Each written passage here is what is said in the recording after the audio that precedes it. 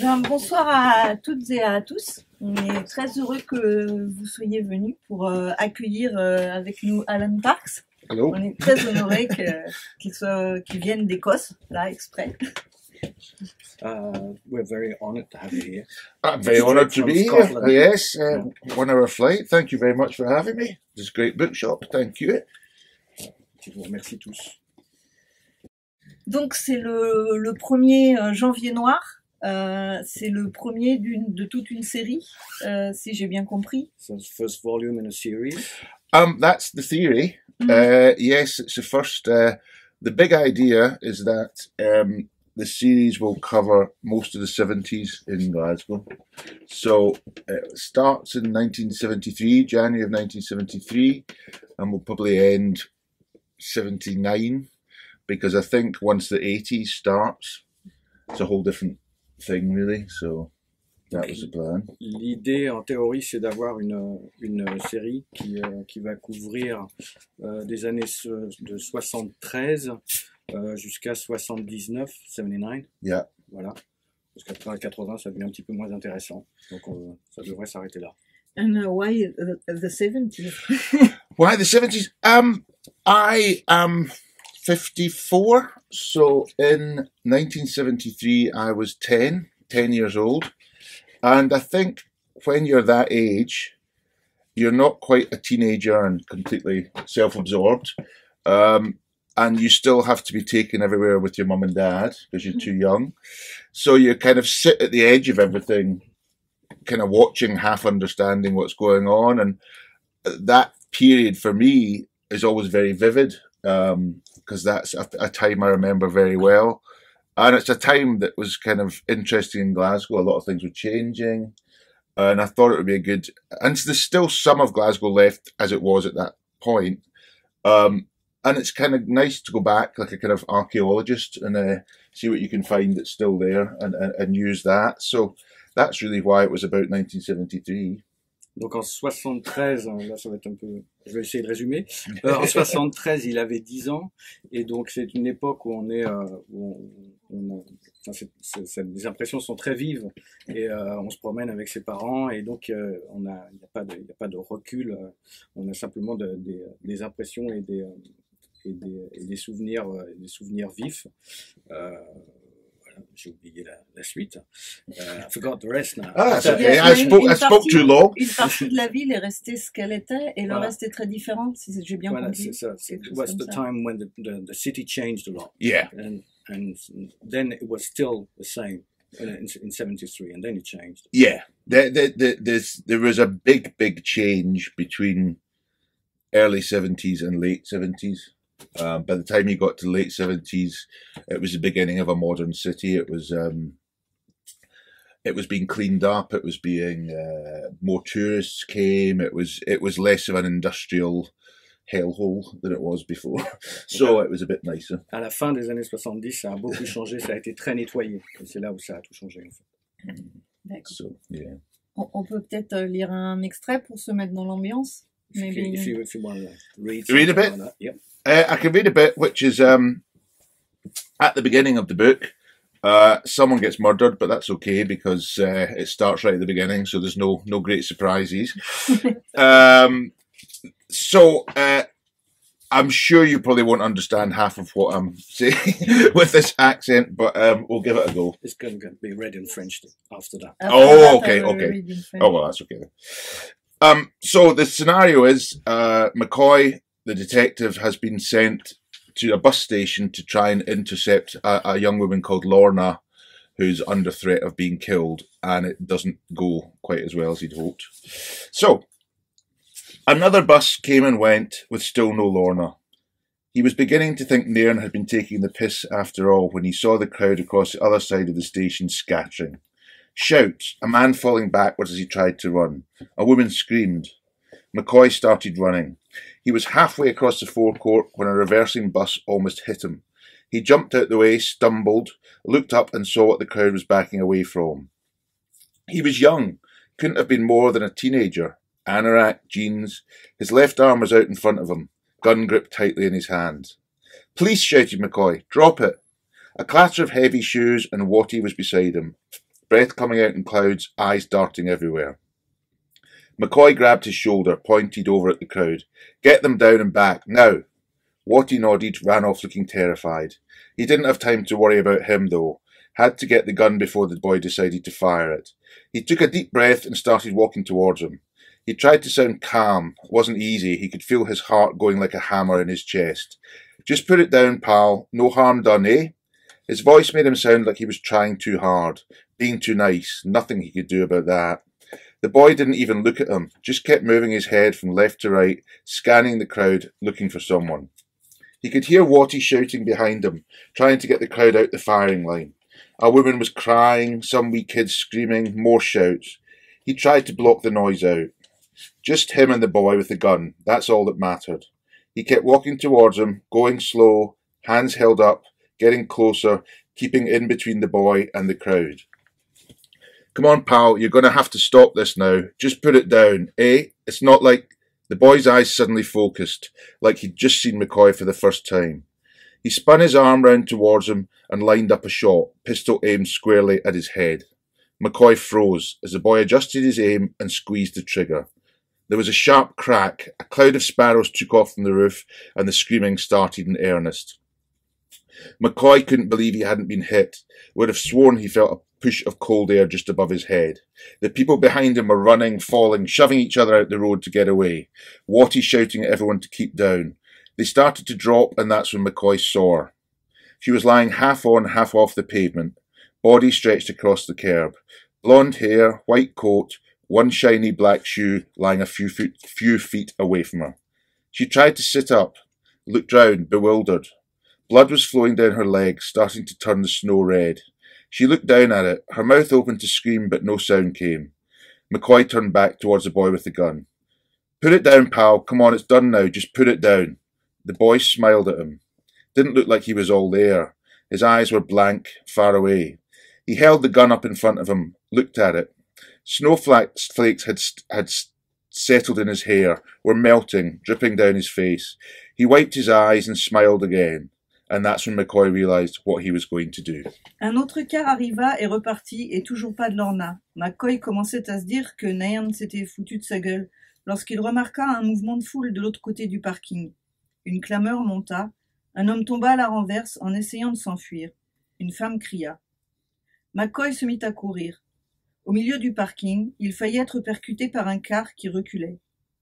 Il s'écarta d'un bond, trébucha, et c'est en relevant les yeux qu'il vit ce qui effrayait la foule. Il était jeune, sans doute moins de 20 ans, vêtu d'un anorak et d'un jean. Son bras gauche était tendu devant lui, un pistolet serré dans la main. « Police !» cria McCoy. « Lâche ton arme !» De lourdes chaussures frappèrent le sol, et Watty rappliqua. Des nuages de vapeur sortaient de sa bouche. Il regardait partout. McCoy le prit par l'épaule et lui montra la foule. « Fais-les se baisser et reculer, fonce !» Watty hocha la tête et partit en courant, l'air terrifié. Pas le temps de s'inquiéter pour lui. Il fallait mettre la main sur le flingue avant que le gamin ne décide de s'en servir. McCoy inspira profondément et commença à marcher dans sa direction. Il s'efforça de prendre un ton calme. Ça n'était pas facile. Il sentait comme des coups de marteau dans sa poitrine. « Allez mon gars, pose ton arme, tu n'as rien à te reprocher. » Sa gentillesse sonnait faux, mais il n'y pouvait rien. Le gamin ne regardait même pas, il se contentait de balayer la foule du regard, il cherchait quelqu'un. McCoy entendait les ordres de Watty derrière lui pour mettre la foule à l'abri. Une femme pleurait, un jeune enfant braillait. Il s'efforça de s'isoler du bruit. Lui et le gamin avec le flingue, c'était tout ce qui comptait. Il continua d'avancer, lentement, les mains en l'air. Il se rapprochait en faisant un écran entre la foule et le danger. « Sois raisonnable, il faut arrêter maintenant. Pose ton arme, d'accord? Il est encore temps de... » Le regard du gamin se fixa soudain, comme s'il venait seulement de remarquer sa présence. Son bras pivota dans sa direction, le pistolet se braqua droit sur sa tête. McCoy se figea tandis que le gamin affinait sa visée. Une détonation sèche retentit. Une nuée de moineaux s'envola du toit et la foule paniqua pour de bon. McCoy n'arrivait pas à croire qu'il n'ait pas été touché. Il aurait juré sentir une bouffée d'air chaud juste au-dessus de sa tête. Derrière lui, les gens couraient, tombaient, se bousculaient pour s'enfuir. Watty leur hurlait de se coucher. Ils finirent par obtempérer, et c'est à ce moment-là que McCoy l'aperçut. Elle était étendue en travers du rebord du trottoir, le corps à moitié sur la chaussée, cheveux blonds, manteau blanc, une chaussure noire vernie un peu plus loin. Elle tenta de se redresser, regarda autour d'elle, hébétée. Elle baissa les yeux vers le sang qui ruisselait sur ses jambes et rougissait la neige. Sa bouche s'ouvrit pour crier, mais aucun son ne sortit. McCoy se retourna vers le tireur. « Pose ton arme, mon gars. Allez, c'est fait maintenant. Pose-la. » Le gamin lui sourit, comme pas tout à fait là. Son regard était vide, lointain. Il tint le pistolet devant lui, le contempla. Des flocons qui s'étaient amassés dans ses cheveux fondaient et coulaient sur son visage. Il s'essuya les yeux et sourit à nouveau. McCoy comprit alors ce qu'il allait faire. Je vais t'arrêter là. It's much better than me. Non, it's different, it's in French. La traduction est donc d'Olivier de Paris qui nous fait l'honneur de faire aussi l'interprète ce soir. Oui, ce qu'il fait beaucoup moins bien, hein, mais il fait ce qu'il peut. Alors, je voulais savoir, parce que pour un premier d'une série, je trouve que McCoy, qui est l'enquêteur, enfin c'est le personnage central, est déjà là tout construit. Et donc je voulais savoir d'où il venait, quelle était l'idée pour ce personnage de McCoy qui est déjà vraiment dès le début, quoi. Il est déjà là, complet. Enfin, This character McCoy is already fully there. It's all built up. And where does he come from? What did you do? in your mind. It's strange. Often in these kind of books, the main character, the policeman, is kind of a nothing because everyone else has to do lots of things and he just has to be in the middle to keep going. And it was what I really wanted to do was although there's a lot of the cliches of detective fiction in it, he drinks too much and he's blah blah blah.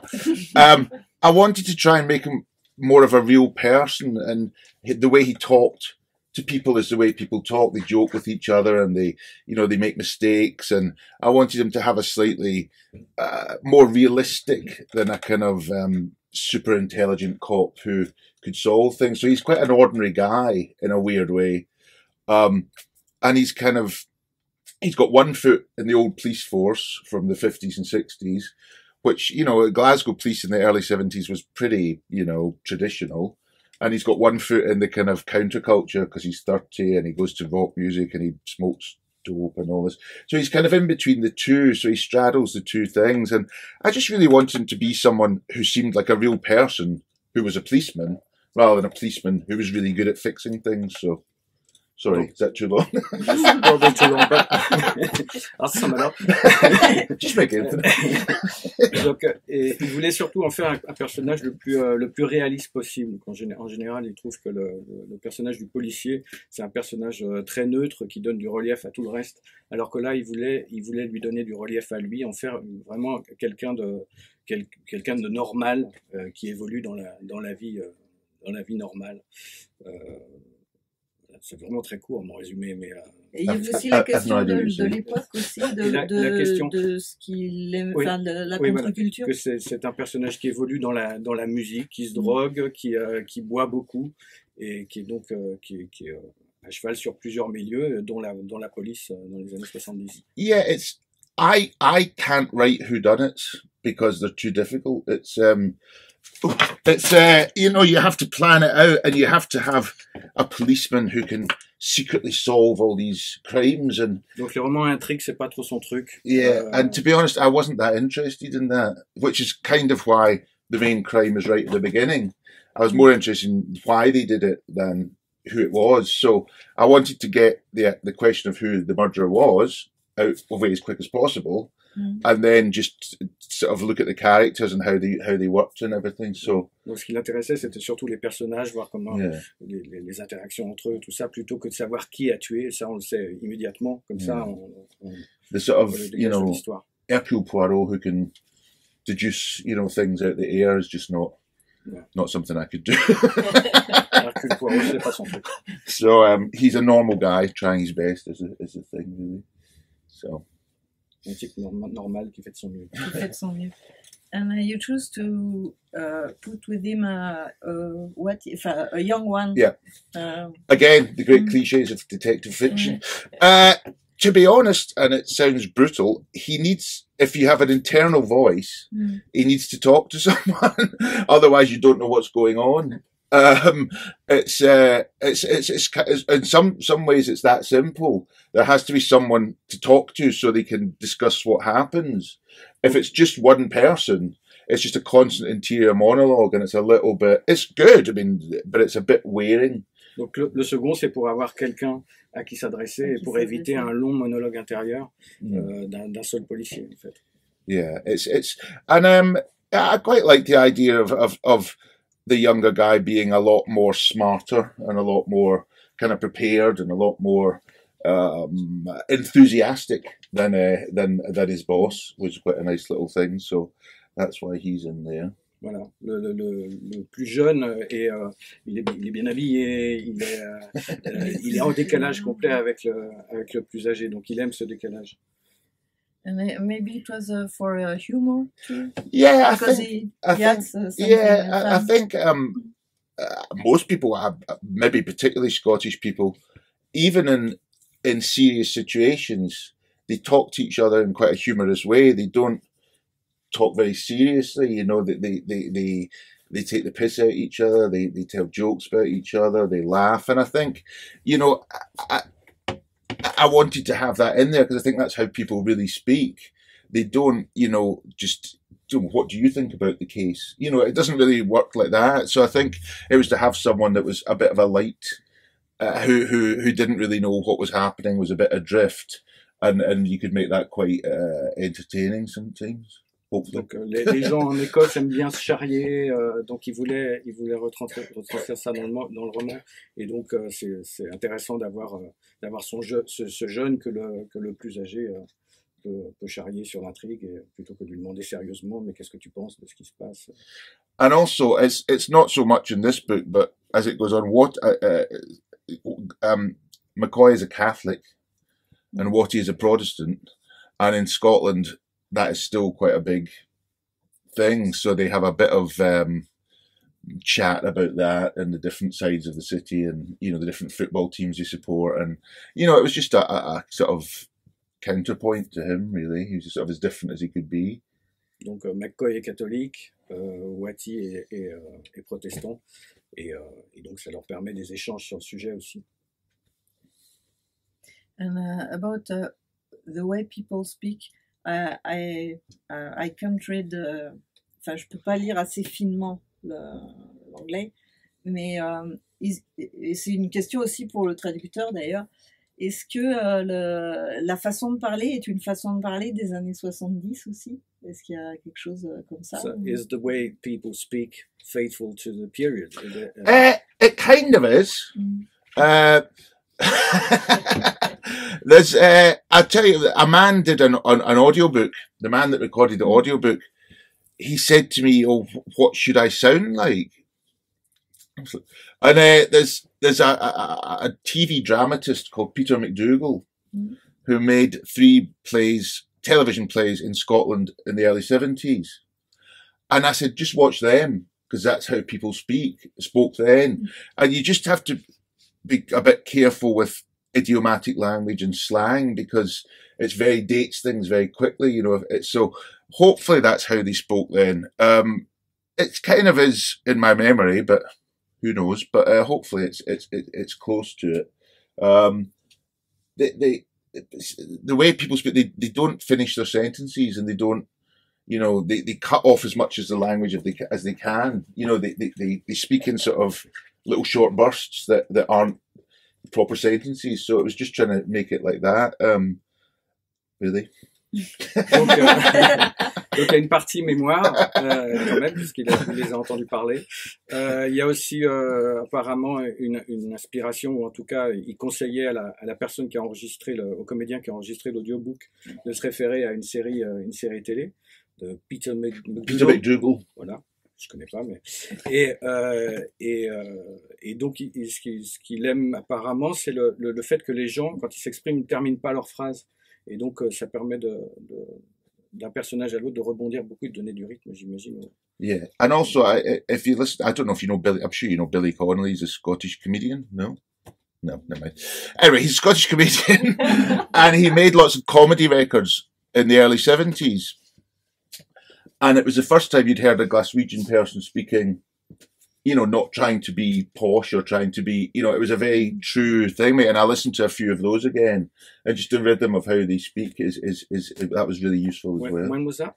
That was 72, 73. Donc en 72, il y avait Peter Connolly. Billy Connolly. Billy Connolly. Billy Connolly, yeah. Billy Connolly, qui était donc un... Yeah, he's very funny. Apparemment, qui est très drôle, donc on va regarder ça. But he has the right voice, he speaks. Et c'était donc la première fois en 72 que So on avait quelque chose qui retranscrivait vraiment le parler écossais. Yeah. So hopefully it's a bit like it. J'espère que ça. Alors à propos de mémoire, vous avez travaillé surtout sur vos souvenirs ou surtout en vous redocumentant sur l'époque, parce qu'il y a tout le truc de l'immobilier, enfin tous ces...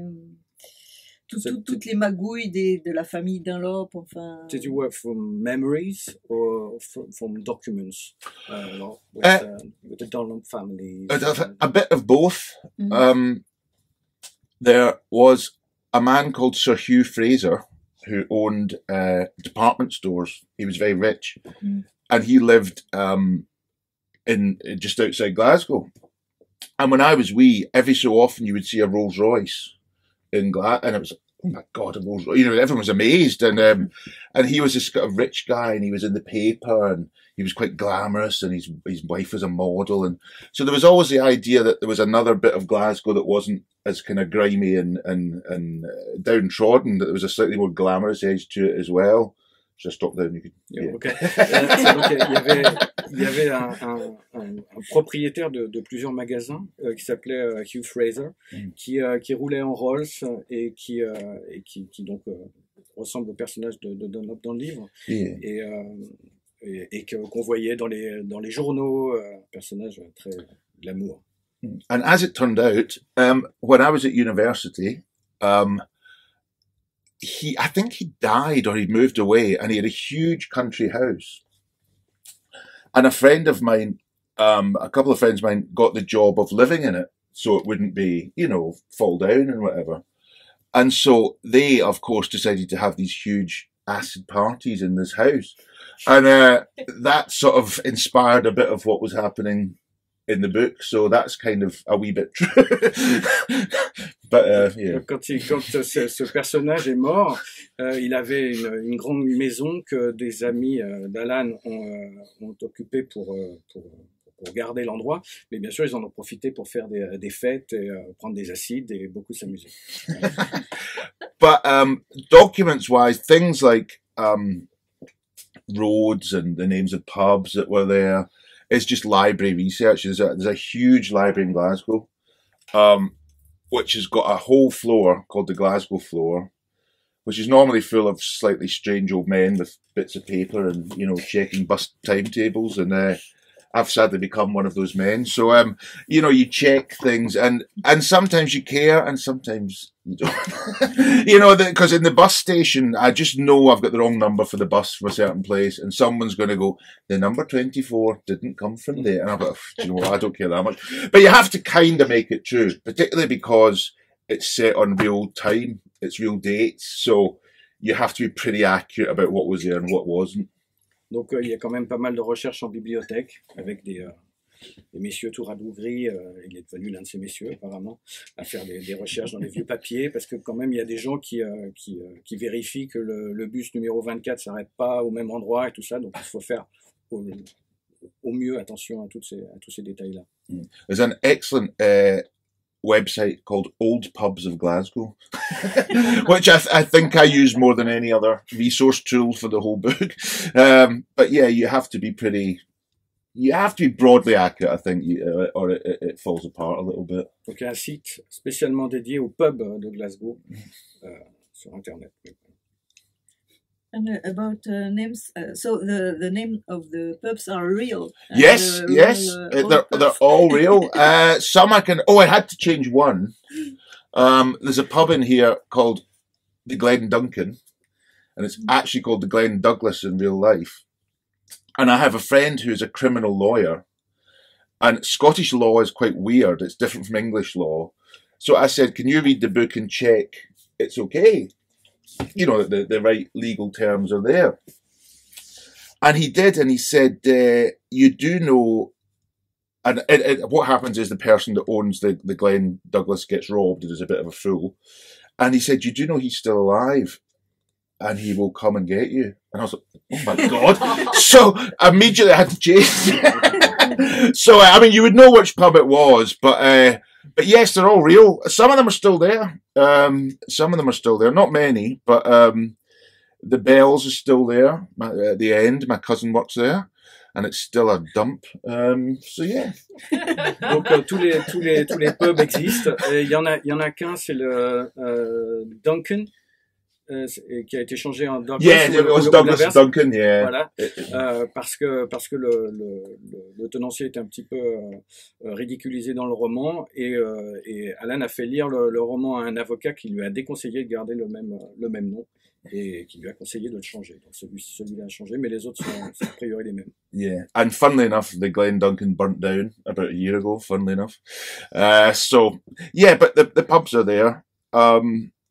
Yeah, a lot of what is specific is real, if you know what I mean. If I just say a pub, if it's the name of the pub, it's a real place. Donc quand les noms sont précisés, c'est les vrais noms, à part l'exception dont on a parlé, et le pub en question a brûlé. Not that the whole book's about pubs, but it pretty much is. Tout le livre ne parle pas que de pub, mais il en est souvent en question. Quand même. And about names, how do you find the names of your les personnages, en fait, Yep. the characters? For instance, Tommy Malone, it sounds like in a movie or something. Or Tommy Malone, it probably is. It's also, again, Catholic and Protestant. Ah, yeah. Tommy Malone would imply that he's Irish, which would imply that he's Catholic, which he would be if he was brought up in the sort of religious place. So, and also, you kind of, everyone begins with a C. I can't stop doing it. Everyone's C, it's Cowie, everyone's, I don't know why. So, you just kind of pick them out of everywhere, but sometimes they have a reason, like Tommy Malone, he has to sound like a Catholic. He couldn't be James Parks, or, you know, it just wouldn't sit, if you know what I mean. So. Donc, le nom de Tommy Malone a été choisi parce que c'est un nom irlandais catholique, et c'est pour cette raison qu'il s'appelle comme ça. And I wish I hadn't called the Detective McCoy, because it's a real pain to type. You have to go big M, wee small, big C. Yeah, I agree with you. Yeah, and I see, you know. Donc on n'est pas du tout content finalement. I know, it's really annoying. Du nom McCoy, qui est assez difficile à taper parce qu'il y a un M majuscule, un C minuscule, Yeah. et il faut repasser en majuscule derrière. I should have called him something small word with all the same letters. So, but yeah. So. And what about Murray? Murray? Murray is the south of Scotland is a big rugby area. The borders. So Murray is an ex-rugby player. They used to employ Scottish police from the Highlands and the borders because they were farmers and they were big. Like, because all the Glasgow people were sort of stunted and, you know, living in industrial, you know, so a lot of Highland, a lot of borders people were in the Glasgow police simply because they were big guys. So. Murray, il fait partie des flics apparemment qui étaient recrutés, qui venaient du sud de l'Écosse, qui étaient des paysans, des mecs un petit peu costauds, alors qu'à Glasgow, ils étaient plutôt rabougris. Mais alors, pour qui n'a pas lu le livre, donc Murray, c'est le supérieur hiérarchique en fait de McCoy et de Watty. Et quand il arrive, sa première entrée en scène, c'est un grand gaillard, Murray, plus d'1m80, cheveux roux virant au gris, moustachu, le teint rougeau. Il avait l'air d'un ancien pilier de rugby qui se serait empâté ce qu'il était. McCoy ignorait pourquoi ils s'entendaient bien, ils n'avaient apparemment rien en commun. Et ça fonctionne bien tout de suite, quoi, les différents personnages entre eux. Works well, the characters together. Yeah. Murray and McCoy. They're different sort of people. I think most people are scared in the station are scared of Murray, understandably, but McCoy seems to be quite. This happens a bit more in book 2. He's a bit more has got a bit more of a relationship with them. And McMurray's just a kind of big shouter. He just appears and disappears again, you know. So he's a good policeman. So yeah, it's just a different kind of guy, and he likes the police rugby club that nobody cares about, and you know, because it's Glasgow, and you know, so it's just another little bit of putting it in there. Murray, en fait, c'est la grande gueule du commissariat. Il fait peur à tout le monde, mais pas à McCoy. Mais lui, ce qui l'intéresse, c'est le rugby, le club de rugby du commissariat, de la police, pardon. Alors, en fait, je pense qu'on comprend la conversation. C'est du roman noir, mais il y a vraiment une part. C'est pas que technique avec l'action. Il y a vraiment une part d'émotion et une importance vraiment des personnages, ce que j'ai particulièrement apprécié. Mais je voulais savoir l'idée de départ de dire comme ça. Enfin, on part d'une brigade et sans doute on va les suivre donc jusqu'en 1979. Enfin, j'aurais bien voulu savoir comment elle était venue cette idée-là en fait. So where did the idea come from of taking this brigade, this group of policemen, and to follow them? Why did you choose to follow these characters? Because she says that the emotion is more important than anything else in this novel. Yeah. I mean, it's not just action. It's also no. I think it's you know I read a lot of crime books, and I shouldn't say this, but sometimes by the time you get to the end, you think, who cares who done it? You know, it's just like I don't really care. You know, and I think I would hope to write a book about interesting people that happen to be policemen, rather than a very procedural, you know, analytical kind of view of crime. And I think they sort of represent a bit of a cross-section of what the police was doing at that time, because it was changing a lot. And it was just trying to get three people that seemed like they would work together and would joke with each other and speak to each other, and one would be good at one bit, one would be good at another bit, and they would kind of work as quite a good team, really. Ce qui l'intéressait, c'est encore d'avoir des gens normaux qui évoluent entre eux, parce qu'il a lu pas mal de polars et que lui, il avait le sentiment d'arriver à la fin et puis de se dire, bah, finalement, c'est pas très intéressant. Donc, lui, ce qui l'intéressait vraiment, c'était les rapports entre les personnages et de les faire évoluer. And as I said, who done it such a difficult to Et le roman intrigue, c'est vraiment pas trop difficile à écrire. Mais cela dit, je précise pour les lecteurs à venir que quand même elle tient la route, l'intrigue. Hein. On se demande vraiment qui sont d'où viennent les tenants, les aboutissants. Le suspense y est, il y a les surprises aussi. Il y a même David Bowie. David Bowie. I got that. The plot works too. There is a plot, yes, and it works. There is a plot. David Bowie's quite an interesting one. Because the book is in real time, it is the days you have to go and look at the newspapers to see what's actually happened. And I noticed that David Bowie was playing in Glasgow, and I thought, thank God it's someone good. It's not some terrible band that, you know, you'd have to write about. So I was determined to get him into the thing, and it's part of the same thing. You know, Glasgow in the 70s was quite a strange place. You know, a lot of rock and roll kind of glam kids. There was Joseph Boys doing installations. You know, there was a lot of weird, slightly underground stuff going on, and I kind of wanted to get a little bit of that in the thing, and it kind of chimed with the Baby Strange character being part of that entourage and being a bit of a strange kind of exotic creature amongst the kind of dirty and black Glasgow. Donc, ce qui l'intéressait, c'était aussi d'incorporer le milieu underground de Glasgow de cette époque-là. Et donc, il a vu dans les journaux qu'il y avait David Bowie qui jouait à ce moment-là. Donc, ça lui a permis d'intégrer cet élément-là dans le livre. It works badly sometimes as well, because in the next book, there's a Scotland-England football match, which has got nothing to do with the plot, but it's what people would talk about. And Scotland get beat 5-0 by And I didn't really want to put it in, but I was like, I suppose I'll have to. So I put it in as little as possible. But it's kind of weird what you see has happened in these dates that you've kind of arbitrarily picked. So it could be a good thing with David Bowie, and it could be a bad thing with England winning the football. So. Donc, dans le numéro 2, il va y avoir un match de foot Angleterre-Écosse, donc qui a vraiment eu lieu à ce moment-là. Mais bon, hélas, apparemment, l'Écosse perdait 5-0. Et voilà, ça peut être des bonnes choses dans le cas du livre numéro 1 avec David Bowie, de mauvaises choses avec le match de foot perdu par l'Écosse. And you already know what will happen in the different... Sort of. The second book's finished. So that's done. And weirdly, they sort of connect the two books. The second one only happens 3 weeks after this one. And the next one is a year later. So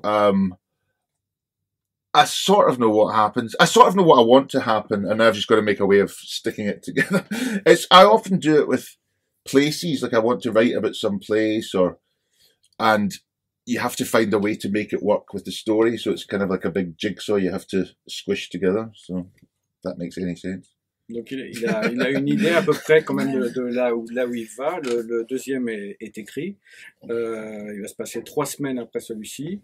Et le troisième va se passer 1 an après le deuxième. Yeah. Et donc voilà, j'ai l'impression de mettre en place des pièces de puzzle, de les assembler. Donc il a une idée quand même à peu près définie. Yeah, I think the third one I'm kind of interested in. There was a huge American submarine base just outside Glasgow at the Holy Loch, and there was a lot of American sailors and a lot of security problems and stuff with stuff. So it might be about something about that. Donc il y avait une base américaine de sous-marins à Glasgow. Donc il est possible qu'il utilise cet élément-là avec pas mal de problèmes avec les marins américains. Or maybe not. Or maybe not. I don't know yet. We'll see. But no, the second one's done, and it's just a little bit later, and it deals a lot more with McCoy and Stevie Cooper, the bad guy. It's about their relationship that was a bit wonky. Donc dans le 2, on va surtout retrouver McCoy et ses relations avec Stevie Cooper, qui est un autre personnage très important là. Alors là, je ne sais pas le dire en anglais. Dans la petite biographie de la maison d'édition, on dit que vous aviez travaillé avant pour la musique, l'industrie de la musique. Mm-hmm. Et moi, quand je lis ce livre, je trouve qu'il y a une telle maîtrise de alors l'économie de narration. Je ne sais pas.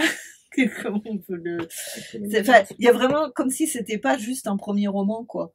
Donc du coup je sais pas comment formuler ma question, mais vous n'avez pas écrit, je sais pas, des scénarios avant ou quelque chose, parce qu'il y a vraiment une grande maîtrise, quoi.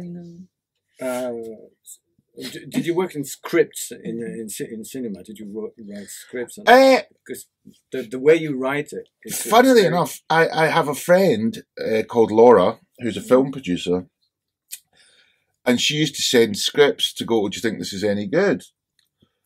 And I'd sort of read them. I mean, what do I know? But I was like, "Wow, sounds quite interesting." And then some very famous actor wanted to do a film about, of all things, Hank Williams' Doctor. I didn't get that bit. A famous actor wanted to make a film about Hank Williams' Doctor. Hank Williams, a country singer's doctor, who was his drug dealer, basically. Okay. And she had this script, which was terrible. And I shouldn't say this on the thing. And she sent it to me, and I didn't know you weren't supposed to do this. I rewrote it and sent it back. And she went, "You can't do that. That's someone's, And then she went, "Well, it's not that bad." So then I started working on things that, a bit like that, really, and doing little bits with her, script things. And I've written a TV program series about a bomb exploding on a plane, a sort of conspiracy thing. So yeah, there's bits of I think it's just visual stuff. It's you kind of. That's kind of the way I look at these things. It's always kind of visually rather than very internal. So. Donc en fait, il y avait une copine qui lui faisait lire des scénarios, relire des scénarios, et il y en a un apparemment qui était très mauvais sur le médecin d'un chanteur de country, qui l'a entièrement refait, et apparemment ça tenait la route. Donc il s'est mis dessus, et là apparemment il est sur un autre, sur une histoire d'attentat dans un avion, de bombe qui explose dans un avion. Yeah. Voilà. So. That's something, and it also comes from I commissioned a giant amount of music videos, and the only thing I've learned from music videos that's got anything to do with things is get out quick, get out the scene quick. You know, make it as short as you can. As soon as you start to wander, cut and move somewhere else. So that's the only valuable thing that came from 20 years of the music industry. Donc il a monté pas mal de clips vidéo, de musique, et il a énormément coupé, il a appris à couper, à raccourcir. D'accord, d'où le côté bien, ça traîne pas, quoi. Il y a pas les défauts d'un premier roman, en fait. Hence the rhythm. Well, yeah, it's a bit like editing videos. It really is. It's you sort of. I sat for 20 years in an edit suite going, you know, and you kind of get this sense that nope, that bit has to stop, and we haven't seen that person for a while, and they have to come back, and weirdly, I think video editing was quite a useful thing, even though it's not the most obviously applicable thing. It was quite good. Oui, donc il pense que le montage vidéo lui a été utile pour ça. Yeah. Et le traducteur devait être bon aussi.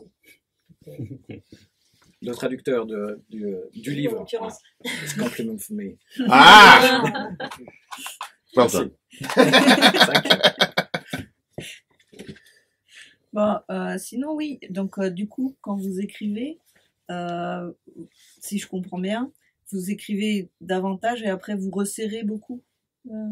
So when you edit, when you write, you write and then you make it shorter. No, I sort of write a bit, then I go back and edit it, then write another bit so it's sort of and eventually you get to the end, and then you kind of, there's always bits you know you should take out that you haven't taken out, and you try and keep them in, and then there's a bit in the new book, a football player's killed, and they go and have a conversation with Jock Stein, who's the manager of Celtic, which I really wanted to put in, and I just couldn't make it interesting, and it was in there, and I was like, and I just knew it had to come out. So even though it was a bit I liked doing, I had to take it out. You know, you go back and you have to be quite brutal with your edit, I think, if you're trying to make it as, you know, to make it travel along quickly.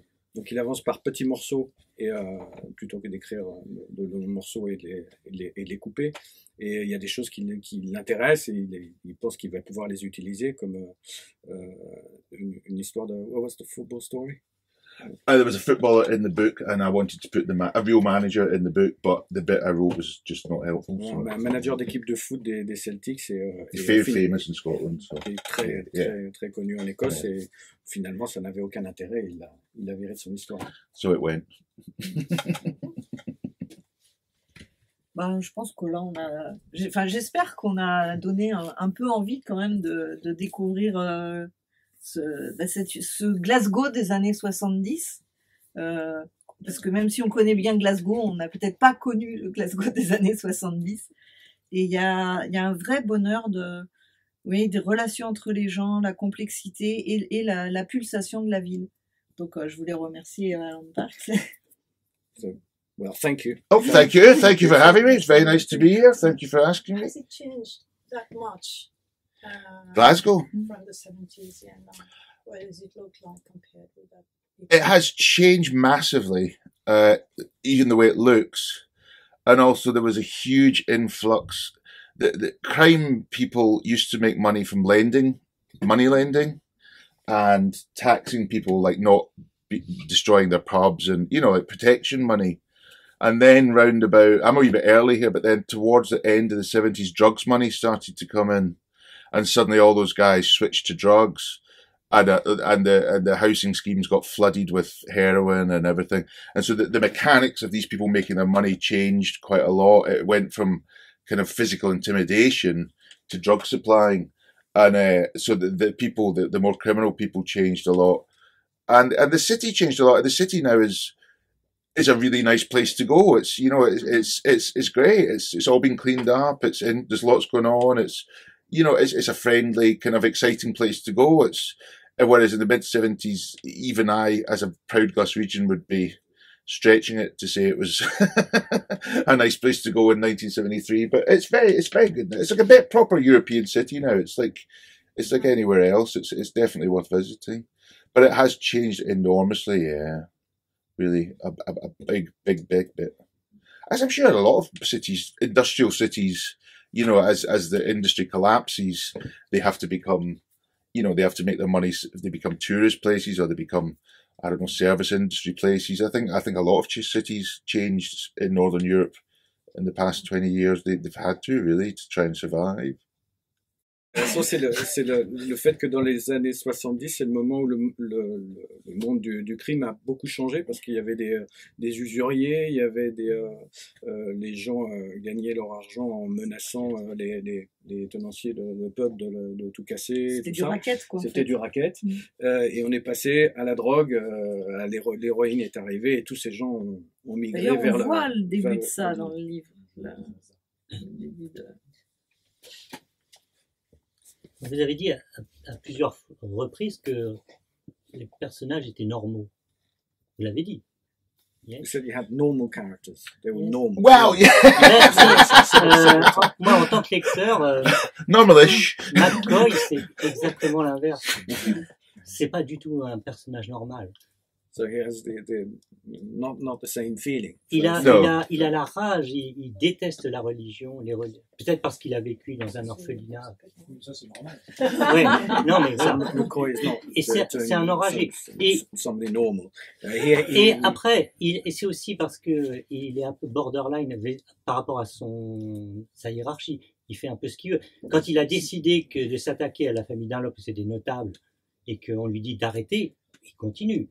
Il veut faire tomber le fils qui est pervers. Il veut pas le faire tomber, il veut le détruire. Il est prêt même à rentrer dans le mur. Enfin, il est toujours à la limite. Il n'est pas normal. C'est ça qui est intéressant. He likes the fact that he's not to him a normal character. Oh, he right. doesn't listen to orders. He wants to destroy Dunlop's son. Yeah. He more than just arrest him. Yeah, I think it's just a slight confusion of normal. I think what I meant was he speaks normally. He's not. He does odd things, but the way he interacts with people is quite normal. Not the criminals, but the people he works with. They have a normal kind of, as if people worked in an office, they would talk to each other a certain way. If people worked in a police station, they would talk to each other a specific way. But you're right, he's not a normal guy. He's quite, he's got a set of a slightly odd moral compass that he feels he has some sort of duty to carry out the direction of. If that makes sense, sort of. En fait, il est normal dans ses interactions avec les gens, avec les autres, pas franchement dans son comportement, il est d'accord. Mais il s'exprime normalement. Oui. He's not very normal. Et d'autres questions? How long did it take you to write the book? I don't know, because I wrote it on and off. You know, I stopped for a couple of months. I did other work and stuff. And when I had to write the next one, they said, "Can you write it in a year?" And I was like, yeah, I'll be fine. And then about 6 months in, I was like, oh my God, I better get on with it. So it's hard because I kind of work in bursts. You know, for weeks I just leave it alone, and then suddenly you kind of get going. So probably about 9 months or something, maybe. There's about 3 or 4 months of swirling things about and doing a bit of research and trying to work out what you're trying to say. And then once you get going, it kind of takes about 6 months, I think. Yeah, this last one took about 9 months altogether. But it's hard because it's not like you sit every day, you know, from 9 to 5 and do it. So it's kind of hard to work out exactly how much time you've spent on it. And a lot of time spent on it is when you're walking down the street and you think, oh, that might work. You know, so, you know, it's or you're watching TV and you think, that's a good idea. So, Donc il travaille par à-coup, donc il a du mal à chiffrer exactement combien de temps il a mis. On va dire à peu près 9 mois, mais il y a 2-3 mois où ça change dans son cerveau, ça mûrit, et après il travaille par à-coup, à peu près 9 mois. Est-ce qu'il y a une école écossaise de roman noir? Il y a Ted Lewis, McIlvanney, Gordon Ferris, vous les connaissez aussi? Is there a group of Scottish noir novel? yeah, there's a lot of them. There is, yes. There's Denise Mina, and there's Ian Rankin, and there's Val McDermott. I mean, there's a lot of them. They're all pretty different, but they all, yeah, it seems to be a big thing in Scotland, crime writing. So there is a big group, and there's a lot of books get produced out of Scotland that are crime novels. It's sort of amazing. A lot of ones you've never even heard of, that, you know, they aren't the famous ones. There's this if you go into a bookshop in Scotland and they say Scottish crime, it's like tables and tables of it. So yeah, a lot of it is written. Yeah. Donc oui, beaucoup de polars en Écosse. C'était Denise Mina. Dennis Mina, yeah, she's very good. Ted Lewis. Ted Lewis.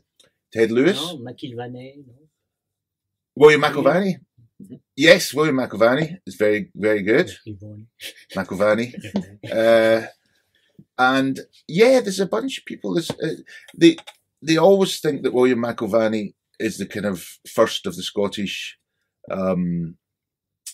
crime, you know, Scottish tart noir sort of things. He's always thought to be the kind of father of it. You know, there's a Laidlaw book, The Papers of Tony Veitch, which are fantastic books, but they're also kind of European novels. They're not strictly just crime books. They're kind of about, you know, alienated people in a modern city as much as they're about, you know, solving crimes. So they're very, very interesting books, very good. Donc McIlvanney, ça serait le chef de file, mais c'est pas uniquement du roman policier, c'est ça? William McIlvanney doesn't write only. Oh, he didn't. He's dead now, sadly. But he wrote other books as well. He wrote books about the mining industry. He wrote books about growing up in Ayrshire and you know, the kiln. And he wrote a lot. He's kind of more of a modern European novelist that wrote a few crime books. Weirdly, than a crime writer. That's all he did. You know, he wrote a variety of things, all of which are very good. Voilà, donc il est connu pour certains titres, mais c'est pas uniquement ce qu'il a écrit, McIlvanney. Il citait les papiers de Tony Veitch ou Laidlaw, mais il a écrit aussi beaucoup d'autres choses. He wrote a lot of different things, yeah. The desire to write books, how did it come? All of a sudden, or did you write when you were younger? No, I didn't. I had a job. And then the record industry kind of went, ugh. And I still had a part-time job. I got made redundant by Warner Brothers, and the next day they said, "Can you come back and work 3 days a week?" And I said, "Only if I can do it from Scotland." So I ended up spending an awful lot of time on the train from Glasgow to London. And I thought I could either just sit and, you know, fall asleep for 5 hours each way, or I can try and do something. So I started trying to write some stuff. Originally some TV things that didn't really work. And then, I kind of was getting more interested in Glasgow at this time. And I really sort of wanted to write about that. And I wanted to write about a big range of people. And to write about a big range of people, you need someone to take you through a big range of people. So a detective is quite a good thing, because if you write a book about people who work in a factory, you don't really get to go to any other bits of the city, but a policeman will take you to the rich people and the poorest people. So that's really a part of the reason I was interested in doing that.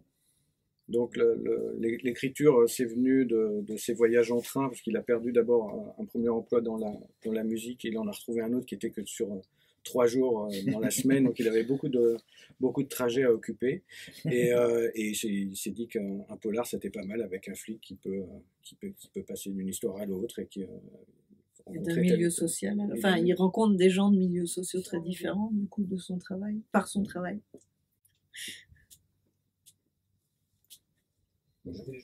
rebondir sur l'accueil. Cet après-midi, on a évoqué un peu quelques lectures. David Peace, les influences, et puis l'histoire de Neuville qu'on a cité. Mais l'accueil, il fait beaucoup penser à Robichaud, chez James Silver, sur le côté la bagarre contre les nantis. Voilà. Pas le côté anticlérical, parce qu'il y a quelque chose. McCoy reminds me of Robichaud in James Lee Burke. All right. Yeah, the detective. I've never read them, I'm afraid. Il n'a pas lu. You should. I know, but I will. Publish them all. Yes, I love them. I will do. I will do. All of them in French, if you. Yes. I got some in English, Oh, that's all right then. which I can give you. Oh, that'll be good. Excellent.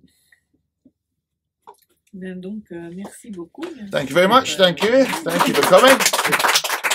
Thank you. Thank you very much. Thank you.